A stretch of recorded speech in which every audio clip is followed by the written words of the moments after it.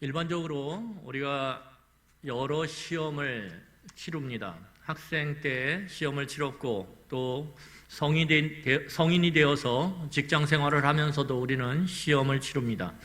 시험을 치르는 데 있어서 우리는 몇 가지 공식과 여러 예제풀이를 풀어보면 어느 정도 그 시험의 문제들을 해결할 수 있습니다. 하지만 인생의 본질적인 문제들은 몇 가지 공식을 외워서 풀 수 있는 그런 문제들이 아니라는 데 우리의 어려움이 있습니다. 그래서 학생들이 열심히 공부해서 학교에서 시험 문제를 잘 풀어서 좋은 학교에 가고 그리고 좋은 직장에 들어간 사람들이 만나는 어려움이 무엇입니까? 그렇게 몇 가지 공식을 외우고 문제풀이를 통해서 문제에 익숙해진, 그래서 그 문제를 잘 맞춰서 승승장구한 그 사람들이 인생의 본질적인 문제를 만나게 되면 그 답을 찾아갈 수 없고 해결할 수 없고 풀 수 없다라는 데 좌절하고 또한 어려움을 호소하게 됩니다. 여러분, 그래도 그나마 인생의 본질적 문제를 풀 수 있는 길은 끊임없이 대면하고 부딪히며 도전을 이어가는 것입니다. 그래야 좀 인생의 본질적인 문제가 풀릴까 말까 합니다. 그러한 도전과 실패, 그 수없는 실패, 깨짐, 아픔 가운데 우리는 인생의 본질적인 문제에 대한 접근이 이루어지는 것입니다. 오늘 본문에 등장하는 지혜자인 솔로몬은 새로운 도전을 계속 해 나갑니다. 우리는 여기서 질문을 던져야 합니다. 도대체 왜 솔로몬은 무슨 이유 때문에 이 새로운 도전을 멈추지 않고 있는가? 그 이유를 우리가 살펴보며 우리의 삶을 깊숙이 들여다보는 시간을 우리가 같이 갖기를 원합니다.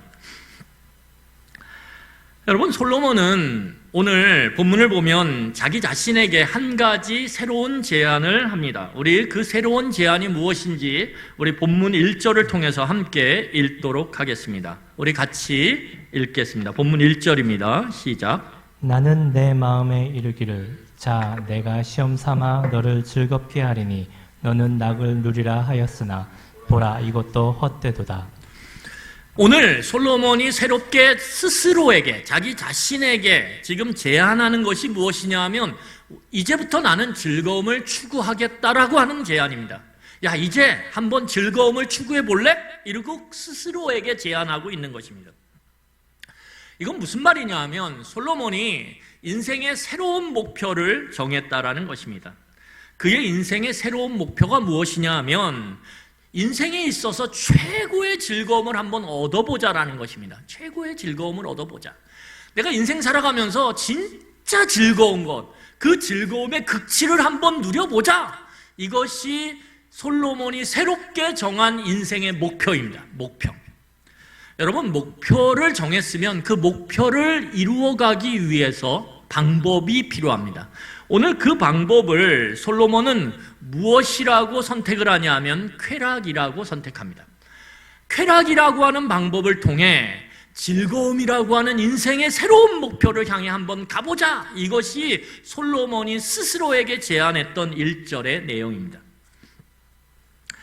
1절을 제가 다시 읽어보면 이렇게 이야기하는 것입니다. 나는 내 마음에 이르기를 자 내가 시험 삼아 너를 즐겁게 하리니 이제부터 쾌락을 누려보자.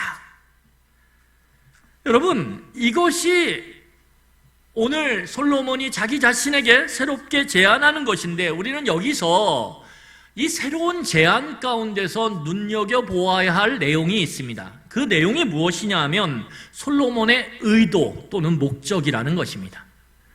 목표도 정해지고 방법도 정해졌는데 왜 그런 목표를 가졌는가? 그 목적과 의도가 무엇인가?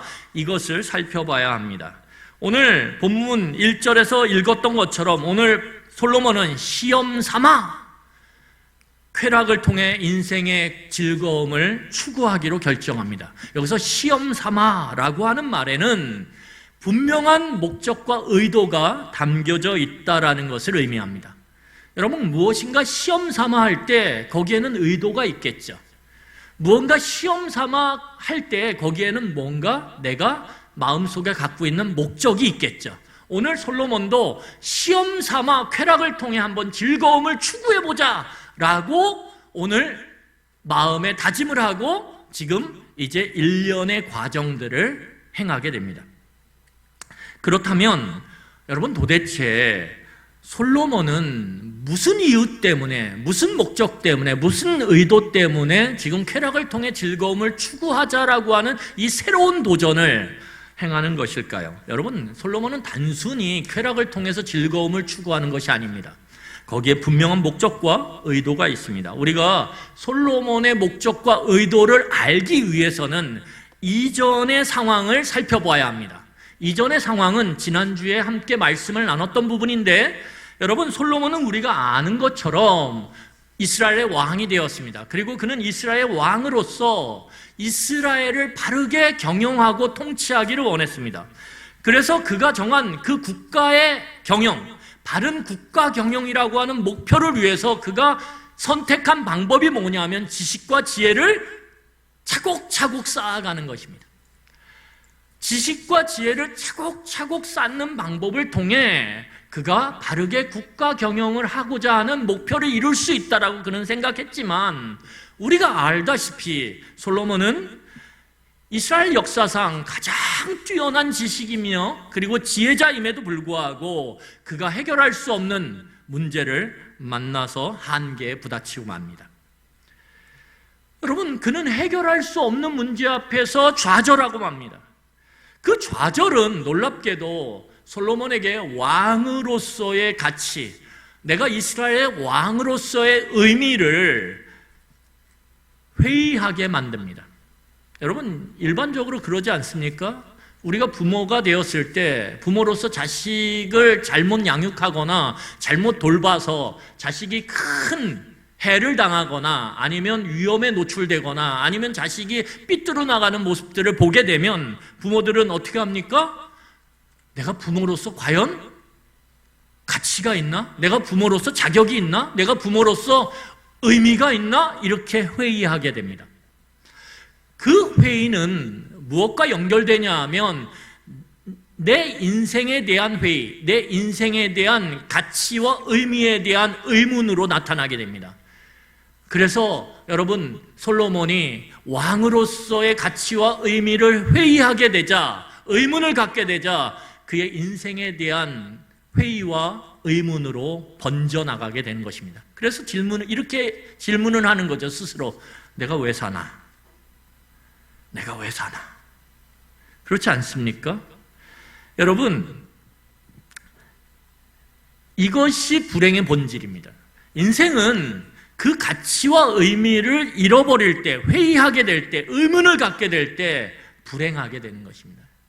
여러분, 예를 들어서 자식을 잃었어요. 자식이 내 인생의 큰 가치고 소중한 의미였는데 그 자식을 잃어버렸습니다. 그 잃어버린 부모에게 진수성찬이 도대체 무슨 의미겠습니까? 그 진수성찬을 먹은들 와, 행복하다라고 느끼겠습니까? 그렇지 않습니다. 불행하죠.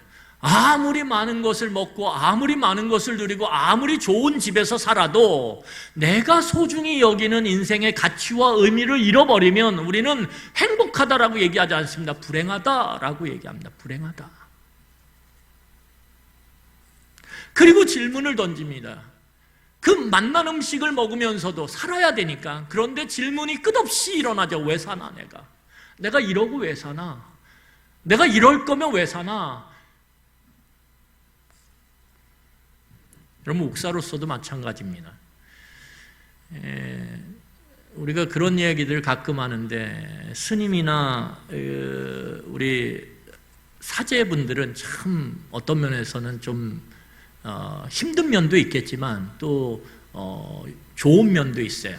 어떤 좋은 면이 있냐면 어떤 진리를 향해 추구해 나갈 때 그런 분들은 혼자기 때문에 자기만 탁 돌보면 돼요. 그래서 어떤 면에서는 참 부부싸움을 하겠습니까? 스님들이. 사제분들이 부부싸움 하겠습니까? 근데 목사는 예배 드리러 나와서 설교하기 전에 부부싸움 할 수 있어요. 아니, 저는 안 했습니다, 오늘. 근데 할 수 있어요. 그러면 마음이 지옥이에요, 마음이. 정신이 혼미한데 말씀을 전해야 돼요. 참 쉽지 않은 일이에요, 쉽지 않은 일이에요. 그러면서 여러분, 목사로서 좋은 말들을 하지만, 선한 말들을 하지만, 진리라고 이야기하지만, 그 가운데 삶의 그 굴곡 속에서 내가 과연 목사인가? 이런 의문이 드는 그런 사건이나 일들을 만나게 될 때, 여러분, 왜 사나? 이런 질문이 입에서 그냥 툭 터져 나올 수밖에 없어요. 그래서 이제 솔로몬은 인생의 가치와 의미를 찾기 위해서 새로운 시험을 하는 것입니다. 인생의 의미와 가치를 찾아야 행복하거든요. 여러분, 같은 일을 해도요, 그 일 속에서 의미와 가치를 찾으면 행복해요. 근데 같은 일을 해도 인생의 가치와 의미를 찾지 못하면 늘 찡그리고 불행한 상태에서 그 일을 하게 돼 있어요. 오늘 솔로몬의 목적은 뭐냐면, 나도 인생의 가치와 의미를 찾고 싶다라는 거예요. 그래서 행복하고 싶다라는 거예요. 인간의 가장 기본적인 그리고 가장 중요한 귀착지가 어디냐면 행복이거든요. 행복, 복의 상태, 충만한 복의 상태. 그런데 그 목적을 위해서 자기의 인생의 의미와 가치를 찾아야 되는데, 그걸 위해서 오늘 목표를 정한 게 즐거움이고, 그 즐거움의 목표를 이루기 위해서 사용하는 방법이 쾌락이라는 것입니다. 그래서 솔로몬은 막무가내로 덤벼들지 않아요. 이게 여러분, 오늘 본문이 그냥 이 솔로몬이 그냥 막 누려보고 아예 아니네, 헛거네, 그런 게 아니에요. 오늘 솔로몬은 시험을 하고 있는 것입니다. 시험. 그래서 오늘 우리는 이 본문을 바라볼 때 시험이라고 하는 이 초점을 맞춰서 본문을 바라봐야 돼요. 오늘 솔로몬은 쾌락을 통해서 즐거움을 추구하는 것을 인생의 가치와 의미가 있는지, 도대체 그 즐거움을 추구하는 게 내 인생의 의미와 가치가 있는지를 면밀하게 살피고 관찰합니다. 왜? 그게 행복이거든요. 여러분, 일반적으로 어떤 실험이나 시험을 할 때는 무엇이 중요하냐면 조건이 중요합니다. 조건. 일정한 실험, 일정한 시험의 조건이 필요합니다. 만약에 어떤 실험을 하거나 시험을 보는데 일정한 조건이 갖춰지지 않으면 우리는 그 결과를 어떻게 할 수 없어요? 신뢰할 수가 없습니다. 그래서 여러분, 아이들이 수능을 보거나 중요한 시험을 바라볼 때는 어떻게 합니까? 펜서부터 시작해서 모든 것이 동일한 조건으로 구성을 해요. 핸드폰 못 가져오게 해요. 여러분, 만약에 핸드폰을 갖고 와서 시험을 볼 수 있게 만든다, 그러면 핸드폰의 종류가 달라요. 어떤 애는 2G폰을 써요. 근데 어떤 애는 5G. 그러면 그것들을 통해서 검색해서 시험을 볼 수 있다. 그러면 아마 시험의 편차가 굉장히 불균형하게 나타날 것입니다. 그렇기 때문에 실험이나 시험은 조건이 동일해야 돼요. 우리가 실험실을 봐도 어떻습니까? 일정한 온도, 일정한 습도를 유지해야 되죠. 그래야 그 결과를 신뢰할 수 있기 때문입니다. 그러면 오늘 솔로몬이 진행하는 이 시험의 조건이 무엇일까요? 오늘 우리 3절을 보면서 도대체 이 시험의 조건이 무엇인지 함께 살펴보도록 하겠습니다. 우리 3절입니다. 같이 읽겠습니다. 시작. 내가 내 마음으로 깊이 생각하기를 내가 어떻게 하여야 내 마음을 지혜로 다스리면서 술로 내 육신을 즐겁게 할까? 또 내가 어떻게 하여야 천하의 인생들이 그들의 인생을 살아가는 동안 어떤 것이 선한 일인지를 알아볼 때까지 내 어리석음을 꼭 붙잡아 둘까 하여. 여러분, 오늘 3절이 시험의 첫 번째 조건이에요. 그런데 이 3절이 참 해석하기가 아주 난해합니다. 그래서 본문을 잘 보면 이제 솔로몬이 술이라고 하는 것들로 즐거움을 추구하는 시험을 해요. 그런데 그 시험의 조건을 오늘 이야기하는데, 그 조건이 무엇이냐 하면, 여러분, 어떤 쾌락을 누릴 때 가장 중요한 것이 무엇입니까? 즐거움을 측정할 수 있어야 돼요. 우리가 쾌락이라고 하는 방법을 통해서 즐거움이라고 하는 목표를 향해 나아가는데, 즐거움이 측정이 안 되면 쾌락이라고 하는 것은 이 솔로몬의 시험 가운데서는 무의미한 것입니다. 그러니까 쾌락을 누려도 솔로몬에게 중요한 건 쾌락을 누리는 게 아니에요. 쾌락을 통해서 내가 목표한 그 즐거움이 도대체 어느 정도인가를 측정할 수 있어야 돼요. 그러면 측정하려면 뭐가 중요할까요? 이 측정하는 사람이 쉽게 말하면 제정신이어야 된다라는 거예요. 만약에 그 사람이 술에 의해서, 오늘 본문은 술 이야기라고 하는데 술에 의해서 블랙아웃이 돼요. 블랙아웃이 뭐죠? 의식을 잃어버리는 거예요. 우리가 술 취한 분들이 일상적으로 이야기하는 게 필름이 끊어졌다. 이걸 블랙아웃이라고 하죠. 딱 끊어지는 거예요. 그래서 아무 생각이 안 나요. 그때 뭐였지? 이렇게 되는 거죠. 여러분, 그러면 문제가 생겨요. 어떤 문제가 생기냐면 즐거움이 어느 정도였는지를 측정할 수가 없어요. 그러면 이 시험, 솔로몬의 시험에 어긋나는 것입니다. 그렇기 때문에 솔로몬은 시험하는 데 있어서 측정하는 자신이 그 즐거움을 느끼고 알고 측정해야 되기 때문에 오늘 뭐라고 얘기하냐면 조건을 이렇게 달아요. 솔로몬은 자신을 철저하게 통제하는 것을 조건으로 삼습니다. 그래서 그 통제할 수 있는 방법이 무엇이냐면 거기 보시면 3절에 이렇게 얘기합니다.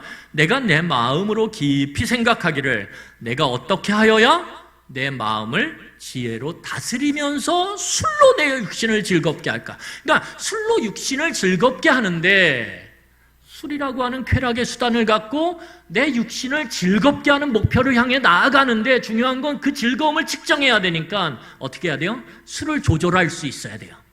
그러니까 내 마음을 지혜로 다스려야 되죠. 기분 좋다고 부어라 마셔라 이러면 안 된다라는 거예요. 여기에서 이 즐거움이구나 거기서 끝나야 돼요. 탁. 여러분, 그래서 오늘 보면 뒷부분에 이렇게 얘기합니다. 또 내가 어떻게 하여야 천하 인생들이 그들의 인생을 살아가는 동안 어떤 것이 선한 일인지를 알아볼 때까지 시점을 이야기해요. 그런데 여러분, 천하 모든 인생들이 살아가는 동안에 어떤 게 선한 것인지 어떤 게 악한 것인지 다 알아볼 때까지 이런 일은 일어나지 않아요. 다시 말해서 끝까지 오늘 조건이 무엇입니까? 내 어리석음을 밖으로 분출하지 않도록 내 마음 가운데 꽉 잡아두는 거예요. 이건 거꾸로 말하면 지혜가 분출되어서 내가 지금 쾌락을 누리는 이것을 통제할 수 있어야 된다는 거죠. 같은 말이에요. 그러니까 조건이 무엇이냐면 내가 나 자신을 통제할 수 있어야 된다. 이것이 쾌락을 통해 즐거움을 누리는 첫 번째 조건입니다. 두 번째 조건이 있어요. 오늘 두 번째 조건은 무엇이냐 하면 오늘 그 두 번째 조건 이전에 그래서 이 솔로몬은 9절에 이렇게 이야기해요. 모든 그 시험이 끝난 다음에 뭐라고 얘기하냐면 이렇게 고백합니다. 9절 같이 읽겠습니다. 9절 같이 읽겠습니다. 9절. 우리 같이 읽겠습니다. 본문 9절입니다. 시작. 내가 이같이 창성하여 나보다 먼저 예루살렘에 있던 모든 자들보다 더 창성하니 내 지혜도 내게 여전하도다. 모든 시험이 끝난 다음에 뭐라고 얘기하냐면 내 지혜가 여전하다라는 거예요. 내가 이 쾌락을 통해서 즐거움을 추구하는 목표를 이루어가기 위해서 어리석은 짓 안 했다라는 거예요. 어리석음을 밖으로 드러내지 않았다라는 거예요. 어떻게 해요? 지혜롭게 그 일들을 관리해 왔다라는 거예요. 통제해 왔다라는 거예요. 그래서 오늘 마지막 고백이 무엇입니까?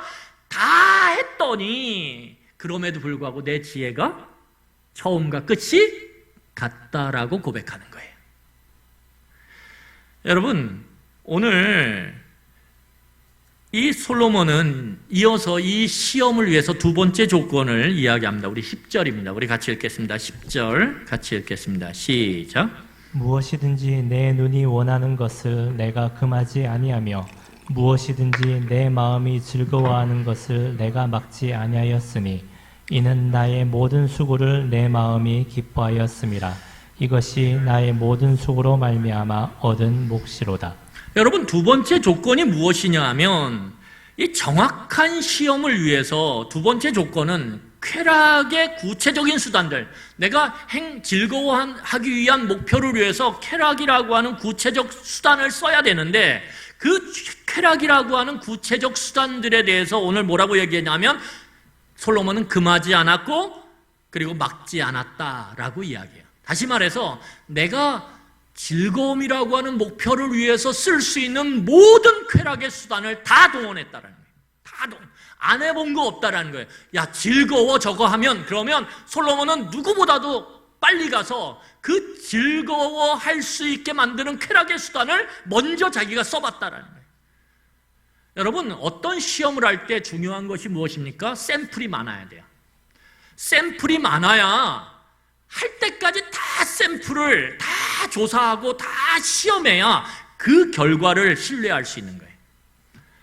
여러분, 만약에 내가 다 해봤고 요거 안 해봤어, 근데 헛거야, 즐거움 헛거야, 이렇게 얘기하면 사람들이 뭐라고 얘기하냐면 그 안 한 게 즐거움의 핵심이고 그 즐거움을 통해서 네 인생의 가치와 의미를 발견할 수 있도록 너를 행복하게 만들 수 있었을 거야, 이렇게 얘기하면 할 말이 없어요. 그러니까 즐거움을 줄 수 있는 모든 쾌락의 구체적 수단들을 오늘 솔로몬은 금하지도 않았고 막지도 않았고 다 해봤다라는 거예요. 이게 두 번째 조건입니다. 다 해봐야 돼요. 근데 여러분, 인생 살면서 쾌락의 수단들을 다 해볼 사람이 어디 있겠어요, 이 시대에. 근데 솔로몬은 다 해봤다라는 거예요. 다 해봤다라는 거예요. 그래서 솔로몬의 이 시험의 결과를 우리는 신뢰할 수 있어요. 자, 그러면 세 번째 조건이 있어요. 세 번째 조건을 우리 같이 보겠습니다. 6절입니다. 우리 6절 같이 읽겠습니다. 시작. 나를 위하여 수목을 기르는 살림에 물을 주기 위하여 못들을 팠으며. 여러분, 거기 보면 큰 사업을 하는데 그 사업을 하는 동안에 4절서부터 보면 4절에 나오는 말이 있어요. 나를 위하여. 6절에 우리가 읽었던 것처럼 나오는 말이 있어요. 나를 위하여. 7절에 나오는 말이 있어요. 뭐라고요? 나를 위하여. 그렇죠? 반복되는 말이 무엇입니까? 이 모든 시험은 다 나를 위해서 했다라는 거예요. 우리는 이걸 보면서 야, 이기적이면 안 돼, 이렇게 해석하면 안 돼요. 왜냐하면 이건 시험이에요. 시험. 특정한 조건을 갖춰서 시험하는 거예요.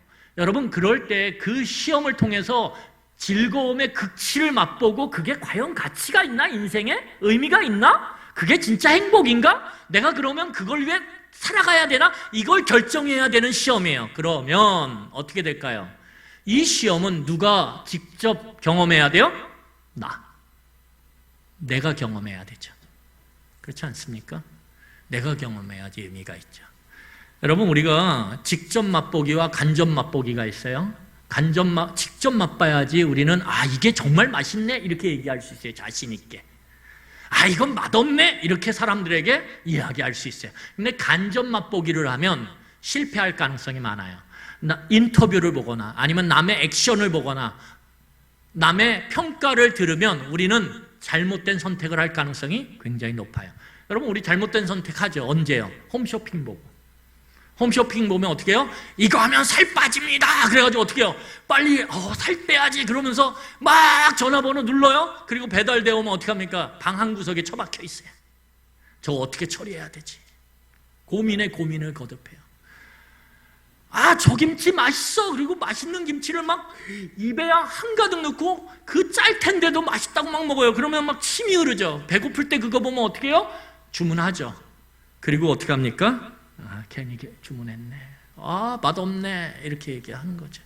그러니까 중요한 건 시험을 할 때는 간접 시험이 되면 안 돼요. 직접 시험이 돼야 돼요. 오늘 이 솔로몬은 나를 위하여 이거 한번 해보겠다라는 거예요. 나를 위해서만. 왜? 그래야 즐거움의 끝을 볼 수 있기 때문에. 여러분, 이 세 가지의 조건을 통해서 내가 통제돼야 되고, 그 다음에 어떤 구체적인 쾌락의 수단도 통제되지 않고 모든 걸 누려봐야 되고, 그리고 내가 맛봐야 되는 이 세 가지 조건을 통해서 이제 솔로몬은 구체적인 쾌락의 수단들을 통해서 과연 즐거움을 누릴 수 있는지, 그게 인생의 가치와 의미가 있는지, 그게 진짜 행복한 건지를 이제 실험하게 됩니다. 자, 그러면 구체적인 첫 번째 쾌락의 수단이 무엇일까요? 우리 2절 같이 읽겠습니다. 2절 같이 읽겠습니다. 시작. 내가 웃음에 관하여 말하여 이르기를 그것은 미친 것이라 하였고 희락에 대하여 이르기를 이것이 무슨 소용이 있는가 하였노라. 여러분, 오늘 솔로몬이 첫 번째 선택하는 쾌락의 구체적 수단이 무엇이냐 하면 웃음이에요. 웃음 또는 희락이에요. 똑같은 말이에요. 여러분, 그러면 왜 첫 번째 쾌락의 수단으로, 그래서 즐거움을 줄 수 있는 그 방법으로 웃음, 희락을 선택했을까요? 보통 우리는 아마 솔로몬도 생각할 때, 웃음 그러면 바로 연결되는 게 뭐죠? 즐거움. 그렇지 않습니까? 웃음, 그럴 때 탁 즐거움이 생각나죠. 그런 것처럼 아마 솔로몬도, 웃음 그러면, 즐거움이구나. 그러니까 즐거움하면 생각나는 게 웃음이었을 거예요. 그래서 웃음을 첫 번째 시험 대상으로 삼습니다. 그리고 열심히 어떻게 해요? 웃는 일들을 해요. 웃는 일들을. 광대를 불러다가 아마 아주 재밌는 이야기를 듣고 그들이 행하는 어떤 그런 일들을 통해서 박장돼서 하며 웃었을 거예요. 그런데 그 웃는 과정 속에서 아마 지금으로 말하면 개그 프로그램이라는 프로그램을 다 찾아보는 거예요.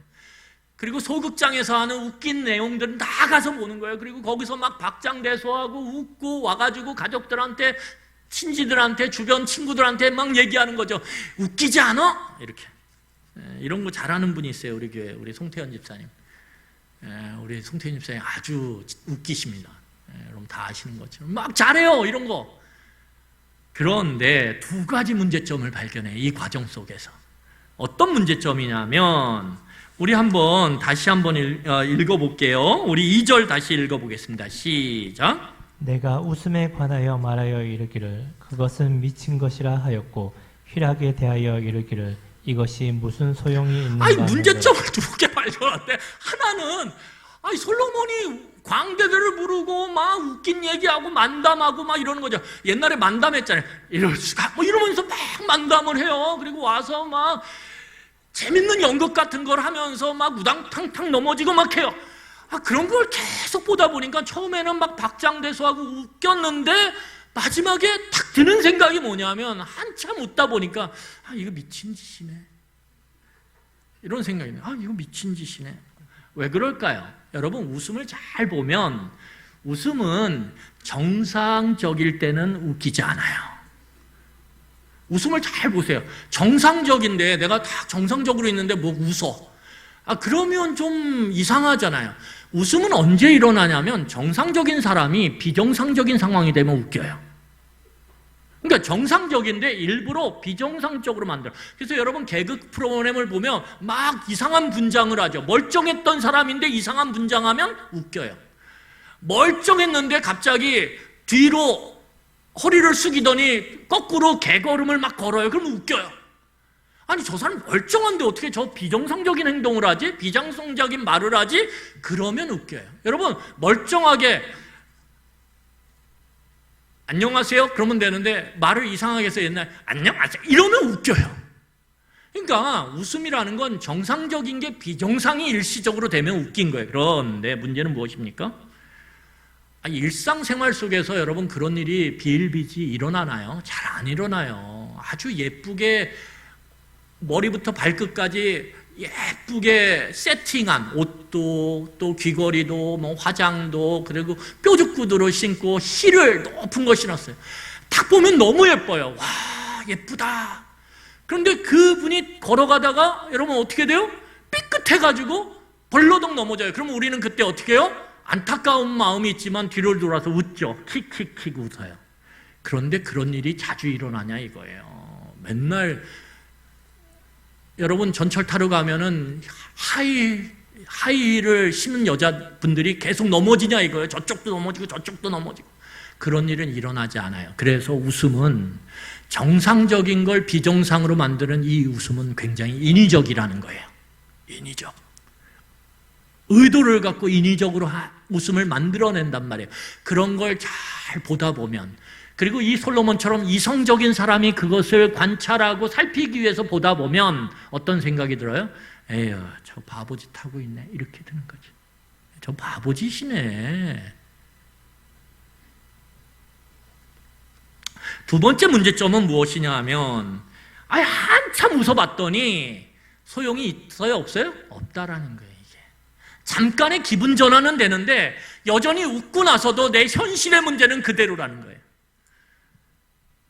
여러분 열심히 웃어요. 열심히 웃고 개그 프로그램 보면서 막 박장대소를 해요. 그리고 그 프로그램이 끝나면 너무 좋죠. 그런데 딱 고개를 돌리면 산더미처럼 쌓여있는 설거지거리는 그대로예요. 그러면서 짜증이 팍 올라와요. 현실은 그대로라는 거예요. 그러니까 웃음의 효과가 얼마 못 가요. 마치 직장인들이 잠시 기분 전환을 위해서 밖에 나와서 어떻게 합니까? 옹기종기 모여가지고 담배 한 대를 피우면서 바람을, 연기를 불어요. 그러면 연기가 어떻게 돼요? 싹 사라져버리죠. 마치 그것처럼 잠깐 스트레스 풀고 기분 전환으로 담배 연기처럼 확 피우고 들어가면 또 스트레스 받아.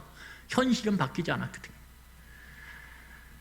그래서 이 솔로몬이 이 웃음과 쾌락을 통해서 즐거움을 추구하는 목표가 한계가 있구나, 이걸 느껴요. 그러자 빠르게 다른 구체적인 쾌락의 수단을 그는 찾아냅니다. 그게 무엇이냐 하면 술이에요. 우리가 아까 읽었던. 그럼 우리 다시 한번 읽겠습니다. 3절이에요. 자, 3절 읽겠습니다. 같이 읽겠습니다. 시작. 내가 내 마음으로 깊이 생각하기를 내가 어떻게 하여야 내 마음을 지혜로 다스리면서 술로 내 육신을 즐겁게 할까? 또 내가 어떻게 하여야 천하의 인생들이 그들의 인생을 살아가는 동안 어떤 것이 선한 일인지를 알아볼 때까지 내 어리석음을 꼭 붙잡아 둘까 하여. 솔로몬은 웃음과 희락에 이어서 선택한 게 뭐냐 하면 구체적인 쾌락의 수단이 술이에요. 그 술을 통해 육체적인 즐거움이라고 하는 목표를 이루고 싶었어요. 그래서 여기서 솔로몬은 술에 취하고 싶어서 술을 마신 게 아니에요. 실험하고자 술로 즐거움을 추구하고 싶었을 뿐이에요. 그래서 여러분, 우리가 이렇게 쓰는 단어 중에 감흥이라는 말이 있어요. 감흥. 이게 감흥이라는 말이 어떤 말이냐 하면 마음이 감동되어서 마음에 흥취가 나는 거예요. 마음이 감동이 되면 막 흥취가 나죠. 이런 일 언제예요? 명절 때 되면 어른들이, 나이 지긋한 어른들이 막 애들이 재롱 떨면 마음에 감동이 돼가지고 흥이 나가지고 어떻게 합니까? 어떻게 돼요? 지갑이 열리죠. 받아! 이러죠. 근데 흥이 가시고 나면 후회하죠. 그런데 원래 이 감흥이란 말은 무엇과 연관되어 있냐면 술하고 연관되어 있어요. 이 감흥이 뭐냐면 술을 마시고 한껏 즐거워서 너무 흥겹고 마음이 기쁜 상태, 이게 감흥의 원래 의미예요. 그러니까 감흥이라는 건 술과 연관되어 있다는 거예요. 술을 마시고 기뻐하고 즐거워하는 상태를 감흥이라고 그래요. 그래서 동서고금을 막론하고 술은 무엇과 연결돼요? 즐거움과 연결된단 말이에요. 술은. 여러분, 술을 마시는 방법이 몇 가지가 있다 그래요. 저는 술을 안 마셔봐서 모르겠는데 보통 이게 술에 대한 책들을 읽어보면 술을 마시는 3가지 방법이 있어요. 첫 번째 방법이 주작이에요. 주작은 혼자 마시는 거예요. 이 서양 사람들이 주로 집에서 혼자 마셔요. 재미없게 혼자 마시죠. 대작이라는 게 있어요. 대작은 뭐냐 하면 같이 마셔요. 그런데 자기 잔을 써요. 그냥 자기 잔만 마셔요. 계속 술 따라서 자기 잔만. 이게 대작이에요. 잔치나 파티에서 하는 게 대작이에요. 수작이 있어요. 수작은 우리나라 사람들이 주로 하는 거예요. 잔을 돌려요. 이 잔 받아! 코로나 상황에서는 큰일 납니다. 그런데 수작을 해요. 자, 받아. 내 잔도 받아! 그러면서 자기 잔을 줘요. 그러면서 잔이 왔다 갔다 거리면서 서로 관계가 깊어져요. 이걸 수작이라고 그래요. 이게 변질된 게 수작질이다, 이런 얘기. 원래 수작은 술에서 쓰이는 좋은 말이에요. 서로 왔다 갔다 하면서, 잔이 왔다 갔다 하면서 서로 친해지는 것. 그런데 이게 의미가 변질돼서 나쁜 의미로 쓰이죠. 수작질. 너 아유 수작질 하네, 이렇게. 치근덕대면 그렇게 얘기하죠. 여기다가 개자를 붙이면 나쁜 말이 돼요. 안 하겠습니다. 개 이렇게 되는 거죠. 이게 술은 함께 어울려서 즐거움을 막 누리는 거예요. 그리고 혼자 마셔도 즐거워요. 혼자 마셔도 즐거운 것 같아요. 제가 볼 때는. 여러분, 오늘 여기서 술은 독주가 아니에요. 와인이에요. 그래서 솔로몬은 전 세계의 와인들을 다 수집합니다. 상상해보면. 뭐 몇 년산 막 이런 거 있잖아요. 와인을 다 수집해다가 포도를 그것을 통해서 만든 이 와인을 이건 어디 와인이야? 이건 어디 와인이야? 그러면서 맛보면서 즐거움을 누렸던 거예요. 그런데 블랙아웃은 안 돼요. 왜요? 지혜로 자기를 통제했으니까. 그런데 그것도 그 통제를 통해서 술의 즐거움의 극치를 맛봤음에도 불구하고 오늘 솔로몬은 어떻게 합니까? 빠르게 다른 수단으로 옮겨가요. 자, 우리 4절을 읽겠습니다. 수단을 바꿔요. 수단을 바꾼다라는 건 무슨 말일까요? 술로 그 즐거움의 극치가 그리고 인생의 가치와 의미를 해결하지 못했다라는 거죠. 자, 그러면 4절 우리 같이 읽겠습니다. 시작. 나의 사업을 크게 하였노라. 내가 나를 위하여 집들을 짓고 포도원을 일구며. 여러분, 오늘 이제 4절서부터 8절까지 솔로몬의 큰 사업이 나와요. 솔로몬이 웃음으로도 술로도 그 즐거움을 통해서 인생의 가치와 의미를 느끼지 못했어요. 행복하지 못했어요. 그러자 큰 사업을 벌려요. 그 사업의 본질은 뭐냐면 오늘 아까 봤던 것처럼 나를 위해서 뭘 만드는 거예요? 낙원을 만드는 거예요. 여러분 여기 잘 보면 4절 보세요. 큰 사업을 하겠다라고 얘기하면서 집들을 져요. 왕의 집이니까 왕궁이겠죠. 왕궁을 여러 개 져요. 여러분 솔로몬이 역사상 자기 왕궁을 지어요. 왕궁을 짓는데 13년 걸려요. 왕궁을 짓는데 13년 동안이나 자기 왕궁들을 쫙 지어요. 그러니까 얼마나 좋겠어요. 얼마나 대단하겠어요. 솔로몬이 그 어마어마한 힘과 재력을 갖고 지었는데 13년을 지었어요. 그러면 우리들이 살아가는 이 집은 그거에 비하면 그냥 초막이에요. 초막. 여러분 그런데 거기다가 어떻게 했냐면 거기 4절을 보니까 포도원을 쫙 가꿨어요. 포도원. 여러분 생각해 보세요. 포도원이 있어요. 저도 그런 생각 하거든요. 어떤 생각? 제 아내한테도 길을 가면서 운전하면서 그런 얘기를 해요. 야, 여기가 다 사과 가로수였으면 얼마나 좋을까? 이런 얘기해요. 여러분 가로수가 다 과실수라고 생각해 보세요. 생각만 해도 행복하지 않습니까? 제주도 가면 그래서 행복해요. 왜? 제주도에는 가로수가 뭐예요? 감귤이거든요. 제주도 가면 막, 야, 여기가 진짜 낙원 같구나. 이렇게 생각하는 거예요. 포도원이 쫙 있어요. 거기다가 어떻게 합니까? 동산을 만들고, 과원을 만들고, 거기다 각종 과실수를 심어요. 그리고 그거에 물을 주기 위해서 연못을 멋지게 만들어요. 연못. 우리 왕궁에 가면 여러분 연못이 있죠? 큰 연못. 거기서 잔치를 쫙 포도원에서 따서 만든 포도주를 갖고 그 와인을 갖고 잔치를 벌일 수 있는 대작을 할 수 있는 그런 정원 그리고 그 옆에 있는 큰 연못 옆에다가 사람들이 함께 머물 수 있는 그런 정자를 탁 지어요. 그리고서 생각만 해도 행복하죠, 여러분. 사람들이 리모델링 하면서 집에다가 쬐끄만한 연못 만들고 그 집 안에 연못 만들어 놓은 거 보면 내 인생 행복하다 이렇게. 그건 될 게 아니에요. 솔로몬은 거기에 여러분 시중들 노비들이 가득이에요. 노비들이 가득하면 뭐 하겠습니까? 혼자 술 마시면 재미가 덜하잖아요. 그런데 어떻게 해요? 이 솔로몬은 처와 첩이 1000명이에요. 상상해보세요. 1000명. 제가 볼 땐 번호를 붙였을 것 같아요. 1번, 2번, 1번은 아닐 것 같아요. 1번은 이름이 분명히 있을 것 같고 한 357번 정도 가면 번호 부를 것 같아요. 처첩들이 쫙 같이 있어서 같이 술을 마시고 막 낙원이죠, 이게. 그래서 거기 보면 이 표현이 어디 거와 비슷하냐 하면 창세기에 가면 하나님께서 동산을 만드는데 에덴에다 동산을 만들어요. 그 에덴 동산과 거의 흡사합니다. 거기 있는 것들이 여기 다 있어요. 그러니까 솔로몬은 지금 낙원을 만든 거예요. 자기 낙원을. 여러분. 원래 에덴이라는 말이 무슨 말이에요? 큰 기쁨이란 말이거든요. 솔로몬은 큰 사업을 통해서 큰 즐거움을 줄 수 있는 낙원을 만들었어요.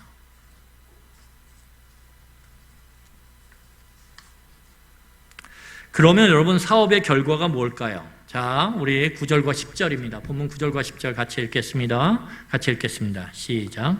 내가 이같이 창성하여 나보다 먼저 예루살렘에 있던 모든 자들보다 더 창성하니 내 지혜도 내게 여전하도다. 무엇이든지 내 눈이 원하는 것을 내가 금하지 아니하며 무엇이든지 내 마음이 즐거워하는 것을 내가 막지 아니하였으니 이는 나의 모든 수고를 내 마음이 기뻐하였음이라. 이것이 나의 모든 수고로 말미암아 얻은 몫이로다.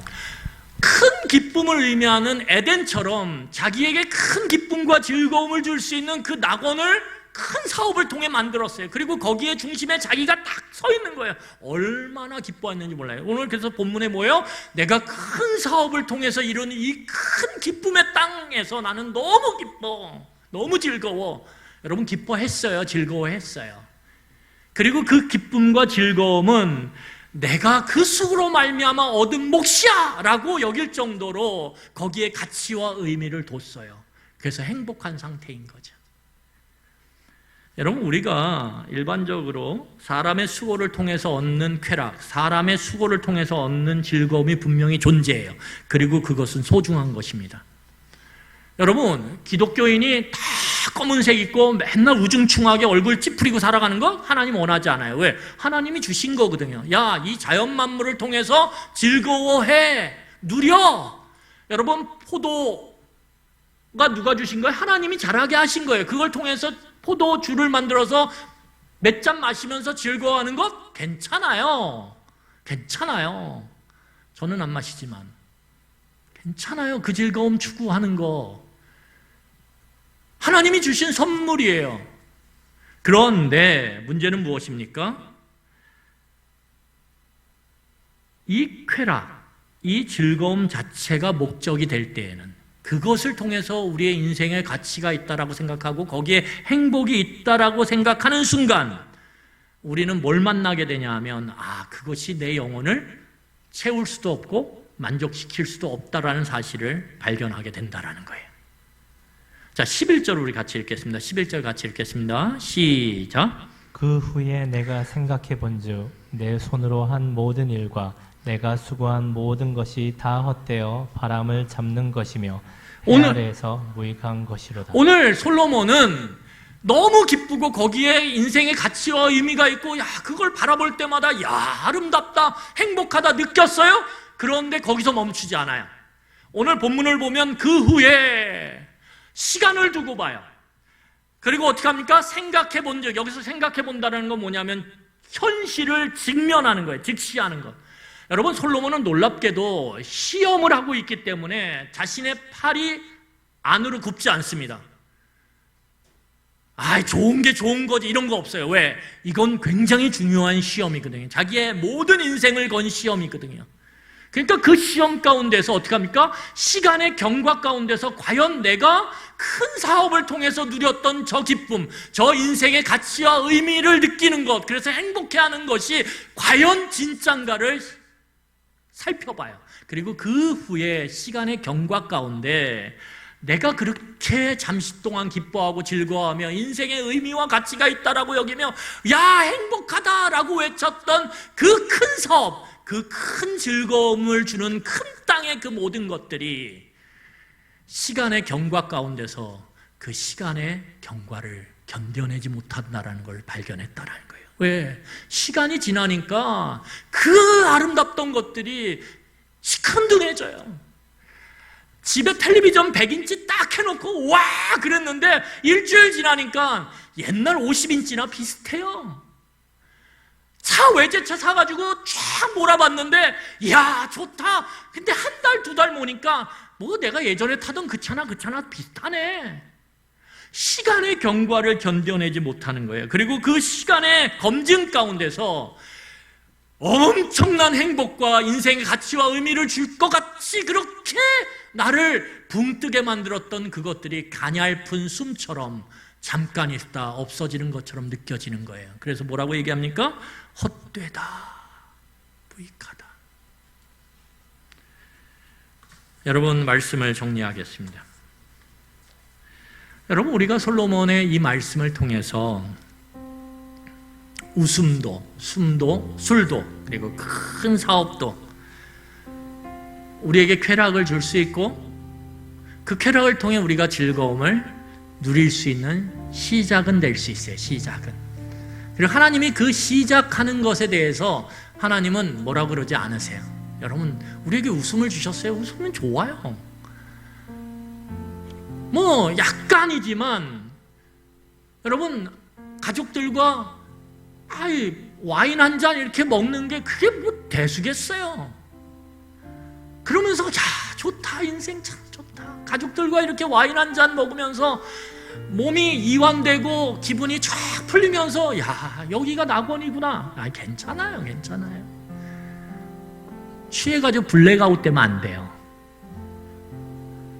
여러분, 내가 뭔가 열심히 해서 집도 넓혀가고 그 안에 이것저것 채워놓고 거기에 여러분, 노예는 못 쓰잖아요. 노예가 지금 있나요? 노예들을 만드는 거죠. 청소 로봇 노예. 또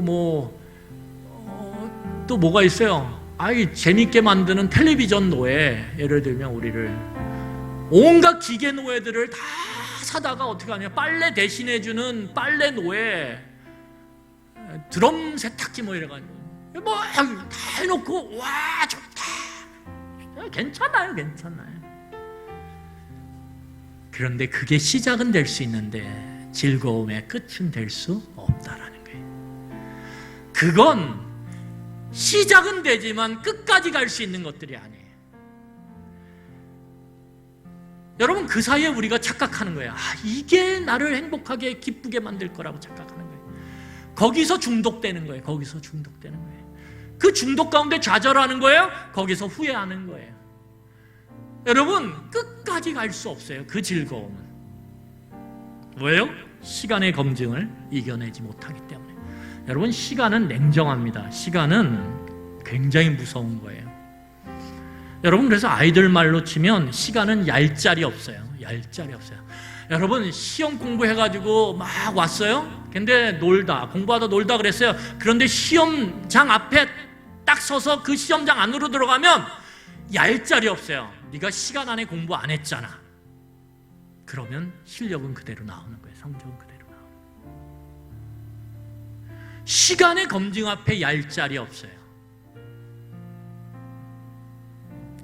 여러분, 우리는 영혼의 불만족 상태에 있어요. 그래서 이 불만족을 채울 것은 어떠한 것도 없어요. 불만족이 채워져야 우리가 만족의 상태에서 행복해 하거든요. 근데 이 영혼의 불만족 상태에 있는 우리들은, 죄로 인해서 영혼의 불만족 상태에 있는 우리들의 그 불만족을 채워서 야, 기쁘다 할 만큼의 그 지속성을 갖고 있는 그 행복의 구체적인 수단은 없어요. 오직 하나님께만 그것이 있어요. 그래서 시편 16편 11절에 이렇게 이야기합니다. 우리 시편 16편 11절 같이 읽겠습니다. 같이 읽겠습니다. 시작. 주께서 생명의 길을 내게 보이심으로 주의 앞에는 충만한 기쁨이 있고 주의 오른쪽에는 영원한 즐거움이 있도다.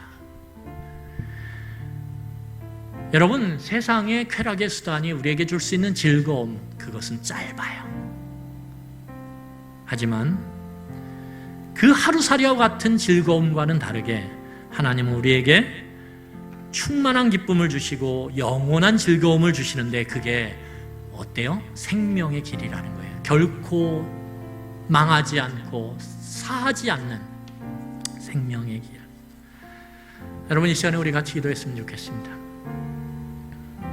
신앙은 뭐냐 하면 제자리를 찾아주는 거예요. 우리 인생이 잘 보면 뒤죽박죽 돼 있거든요. 어떤 사람들은 술에 뒤죽박죽 돼 있어요. 술이 있어야 될 위치가 있는데 그 제자리를 이미 넘어버렸어요. 어떤 사람은 인생의 큰 사업이 자기의 있어야 될 자리에서 넘어버렸어요. 그래서 그것에 중독되고 그것에 집착하고 그 큰 사업이 마치 자기를 행복하게 만들고 인생의 가치와 의미를 줄 수 있는 것처럼 착각하는 그러한 상태로 넘어버렸어요. 여러분, 웃음도 자리가 있고 술도 자리가 있고 큰 사업도 자리가 있고 쾌락도 자리가 있고 즐거움도 자리가 있어요. 자리를 찾아주는 것이 중요해요. 그 자리를 넘어서 마치 자기가 그 자리에 더 넘는 위치에 있는 것처럼 만들면 안 돼요. 웃음도 그런 자리에 들 수 없어요. 큰 사업도 그런 자리에 오를 수 없어요. 본좌라고 하는 그 자리에 오를 수 없어요. 그 자리는 오직 하나님만의 자리예요.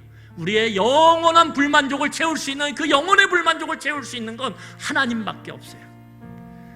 여러분, 예수님은 자리를 찾아주신 분이에요. 사망이 왕노를 탈 때 예수님께서 오셔서 어떻게 하십니까? 사망, 너 왕 아니야! 그리고 사망조차도 제자리를 찾아주신 분이 예수님이세요.